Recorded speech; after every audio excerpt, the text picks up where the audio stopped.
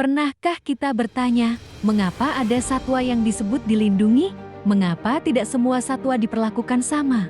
Jawabannya sederhana, namun sangat penting, karena sebagian satwa berada di ambang kepunahan. Bayangkan, jika di hutan tidak ada lagi harimau, gajah, orangutan, atau badak. Bukankah itu berarti kita kehilangan bagian penting dari wajah alam Indonesia? Satwa liar tidak hanya indah untuk dilihat. Mereka punya peran besar dalam menjaga keseimbangan ekosistem. Harimau menjaga populasi mangsanya agar tidak berlebihan.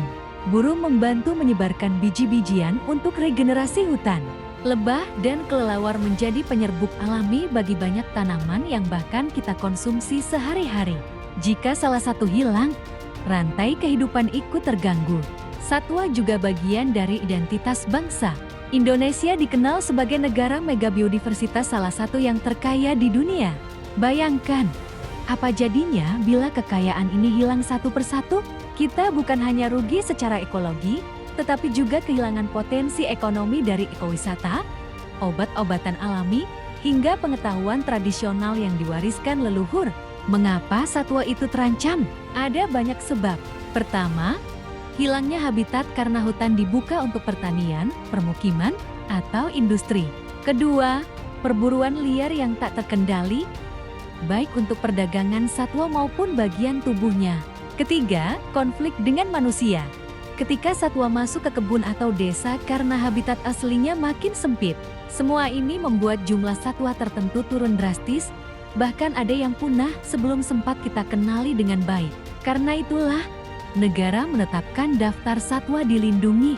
Tujuannya bukan hanya melarang perburuan atau perdagangan, tapi juga memberi waktu agar populasinya pulih. Aturan ini tertuang dalam undang-undang, peraturan pemerintah, hingga daftar merah IUCN yang diakui dunia. Dengan status dilindungi, satwa mendapat prioritas perhatian. Dibuatkan kawasan konservasi, pusat penyelamatan, hingga program penangkaran. Tapi perlindungan tidak bisa hanya bergantung pada undang-undang. Kita semua punya peran. Tidak membeli satwa peliharaan ilegal. Tidak membeli produk dari bagian tubuh satwa. Mendukung ekowisata yang ramah lingkungan. Dan tentu, ikut menjaga hutan sebagai rumah mereka. Melindungi satwa berarti juga melindungi manusia. Karena ketika hutan tetap utuh dan satwa tetap ada, air bersih mengalir, udara tetap segar, tanah subur, dan kehidupan kita pun lebih terjamin. Dengan kata lain, satwa yang dilindungi sebenarnya juga sedang melindungi kita asal kita mau menjaga mereka. Jadi, bila suatu hari ada yang bertanya, kenapa ada satwa yang dilindungi? Jawablah dengan yakin, karena tanpa mereka, dunia ini akan kehilangan keseimbangan, kehilangan keindahan, dan kehilangan harapan.